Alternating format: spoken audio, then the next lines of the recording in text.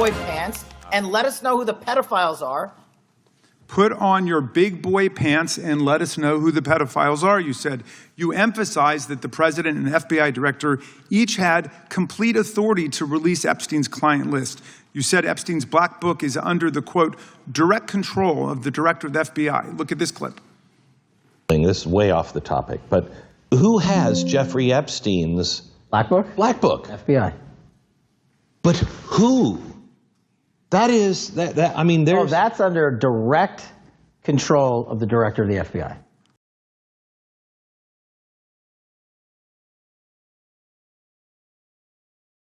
That was Kash Patel in December 2023. Speaking to an audience of people who were frustrated that the Epstein files had not been fully released. People who wanted accountability. People who had been waiting for answers for years. And what he told them was simple. Put on your big boy pants. Let us know who the pedophiles are. He did not hedge. He did not reference court orders. He did not cite prior administrations or search warrant limitations or the 2008 Acosta Agreement. He said, put on your big boy pants. Now look at the man sitting in that hearing chair in September 2025. That is the same Kash Patel. 2 years older. And now the director of the Federal Bureau of Investigation, the agency that has direct custody of the Epstein files he was talking about. The files are not fully out. The names have not been publicly confirmed. And when Congress asks him why, the director who once said put on your big boy pants now cites court orders, prior administrations, and legal restrictions that he did not mention a single time in the 2 years he spent demanding the files be released. Representative Jared Moskowitz of Florida spent 4 minutes in that hearing room documenting that distance, one verified quote at a time. This documentary is going to spend 20 minutes explaining what that distance actually means. Not from a political perspective. From a documented, word-by-word comparison of what Kash Patel said when he had no power over this case, and what he has done now that he has full authority over it. To understand the full significance of that 4-minute exchange, you need to understand the context in which Patel was making those statements in 2023. He was not an FBI employee. He was not a government official with any authority over the Epstein files. He was a political commentator, former government staffer, and podcast host building a public profile. In that context, he made 3 specific statements about the Epstein case that were widely circulated and that helped establish his credibility with an audience that cared deeply about Epstein accountability. The first statement was the one you just heard. Put on your big boy pants and let us know who the pedophiles are. The second was about institutional authority. He said Epstein's black book was under the direct control of the director of the Federal Bureau of Investigation. His argument was that the director had the power to release the information. The decision not to do so was an institutional choice, not a legal requirement. The third was about why the files had not come out. He said the reason was simple. Because of who was on that list. 3 statements. All specific. All direct. All made without qualification. In January 2025, President Trump nominated Patel to be the director of the Federal Bureau of Investigation. He was confirmed on February 20, 2025. The man who said the director had direct control over the black book became the director. The man who said the reason for secrecy was simple became the person director more than 200 days ago. Now the black book is under your direct control. So why haven't you released the names of Epstein's co-conspirators in the rape and sex trafficking of young women and girls? The Rolodex, which is what everybody colloquially refers to as the black book, has been released. Oh, no, you're talking about what the journalist got 5 years ago? No, that's not what we're talking about. We're talking about what you were talking about there. That's the black exactly book under the direct control of the FBI director. We have released more material than anyone else before. The Biden administration, Obama administration had the exact opportunities to release this material, and they never did. And if you are selling the men and women of the FBI, we're not going after child predators. Hang on, you said we're not going after child predators. 1,500 child predators arrested this year, 35% increase. I'll reclaim my time. That was Kash Patel in December 2023. Speaking to an audience of people who were frustrated that the Epstein files had not been fully released. People who wanted accountability. People who had been waiting for answers for years. And what he told them was simple. Put on your big boy pants. Let us know who the pedophiles are. He did not hedge. He did not reference court orders. He did not cite prior administrations or search warrant limitations or the 2008 Acosta Agreement. He said, put on your big boy pants. Now look at the man sitting in that hearing chair in September 2025. That is the same Kash Patel. 2 years older. And now the director of the Federal Bureau of Investigation, the agency that has direct custody of the Epstein files he was talking about. The files are not fully out. The names have not been publicly confirmed. And when Congress asks him why, the director who once said put on your big boy pants now cites court orders, prior administrations, and legal restrictions that he did not mention a single time in the 2 years he spent demanding the files be released. Representative Jared Moskowitz of Florida spent 4 minutes in that hearing room documenting that distance, one verified quote at a time. This documentary is going to spend 20 minutes explaining what that distance actually means. Not from a political perspective. From a documented, word-by-word comparison of what Kash Patel said when he had no power over this case, and what he has done now that he has full authority over it. Moskowitz raised a second specific issue in his 4 minutes. And it connects directly to the flip-flop in a way that most coverage did not explain clearly. Earlier in 2025, the Wall Street Journal published a report about a card found in the Epstein estate's records. The card was from Epstein's 50th birthday book. It bore what appeared to be a signature and a drawn figure that the journal described as suggestive in nature. President Trump publicly and repeatedly denied that the card was authentic. He described it as a fake document and pursued legal action against the Wall Street Journal over its reporting. Moskowitz's argument about the birthday card was specific. He called for an investigation into the Epstein estate for releasing what he described as a document with the president's signature linking him to the world's largest pedophile ring. He argued that if the card was, as the president said, a fabricated document designed to falsely implicate Trump, then the release of that document was itself a serious matter warranting investigation. That argument is important to understand clearly because it is a different position from most Democratic questioning in this hearing. Moskowitz was not arguing that the birthday card proved anything about the president. He was arguing that if Trump's denial was correct, if the card was fake, then the estate's release of a fake document falsely implicating the president was an act that the FBI should investigate. Patel did not commit to that investigation in the hearing. The birthday card remains a disputed document. Trump denies its authenticity. The Wall Street Journal stands by its reporting. The Epstein estate provided it to Congress. The FBI has not publicly addressed its authenticity. To understand why the Moskowitz 4 minutes had the impact it did, you need one more piece of context from even earlier in the timeline.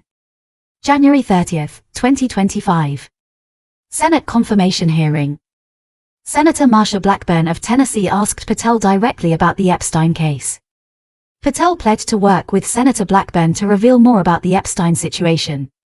He emphasized his intention to uncover hidden aspects of the case and to identify who had enabled Epstein's network.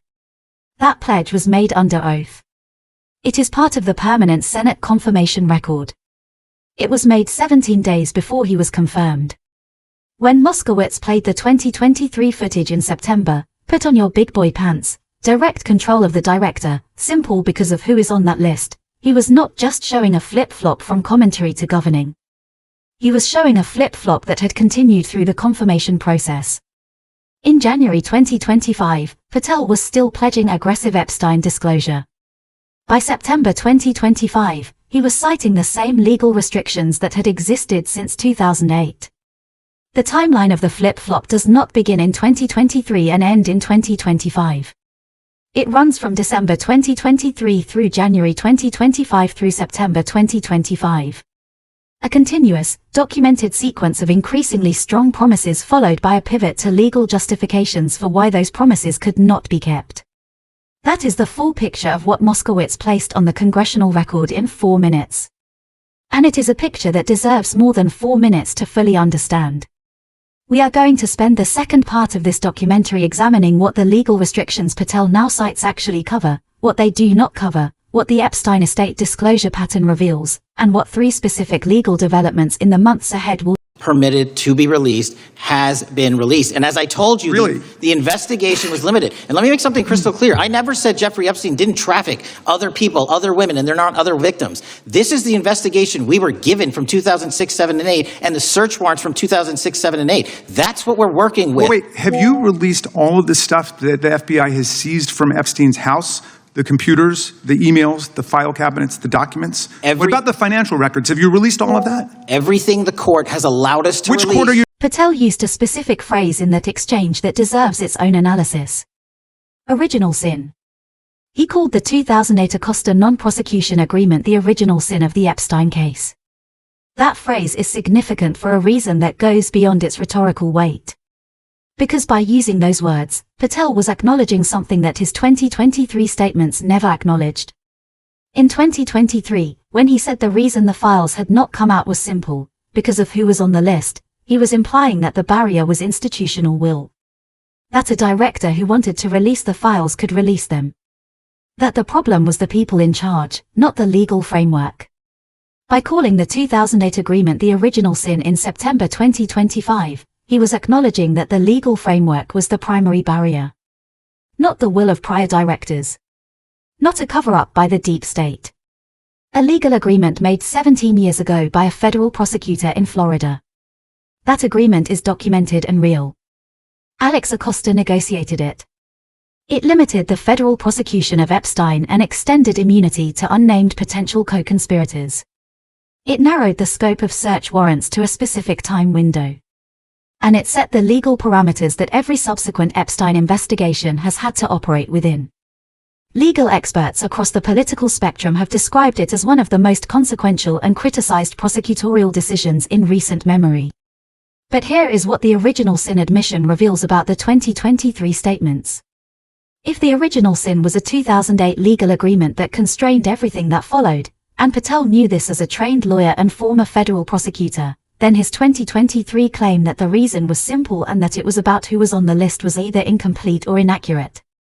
He did not say in 2023, the original sin was the Acosta agreement and it has created legal restrictions that the director cannot simply override. He said, put on your big boy pants. The gap between those two statements is not a matter of discovering new information after taking office. The Acosta agreement has been public knowledge since 2008. A federal judge ruled in 2019 that it violated the Crime Victims' Rights Act. The legal landscape was fully visible to anyone who read the public record. Patel cited 33,000 pages of released Epstein material as evidence of his administration's transparency. That number is real.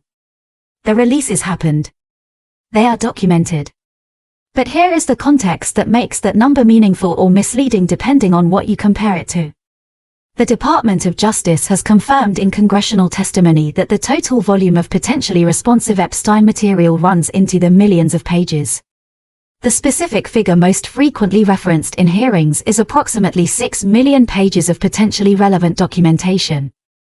33,000 pages against 6 million total is approximately 0.5%.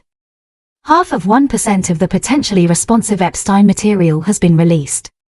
A sitting federal judge, Chief Judge James Boasberg of the D.C. District Court, stated on the official record that the material the Department of Justice holds dwarfs anything limited by grand jury secrecy rules.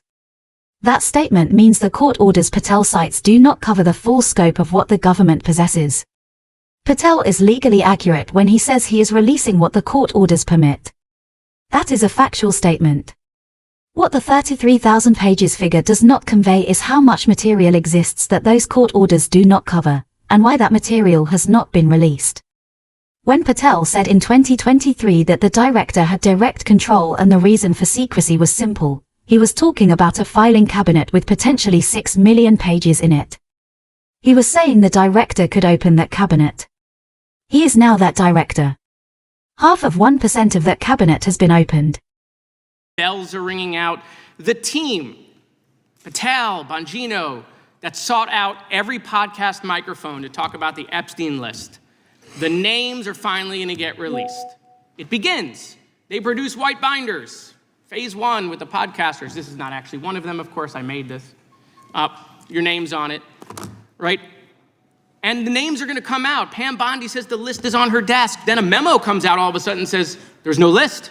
Oh no phase 2. Phase 2 binders never happen. You said the conspiracy theories around Epstein just aren't true. They never have been. And yesterday, in an answer to Senator Kennedy, you said the FBI is not in possession of any credible evidence that Epstein trafficked girls to anyone but himself. So according to your testimony yesterday and in this committee, according to the evidence the FBI Moskowitz's final question in that exchange is the most important one in this entire documentary. And it deserves to be stated precisely. Was it true when you said it? Or was it something you said because it was useful to say at the time? He was not asking Patel to admit wrongdoing. He was not accusing him of a specific crime. He was asking a question about the relationship between what a public figure says before they have power and what they do after they acquire it. That question has no comfortable answer.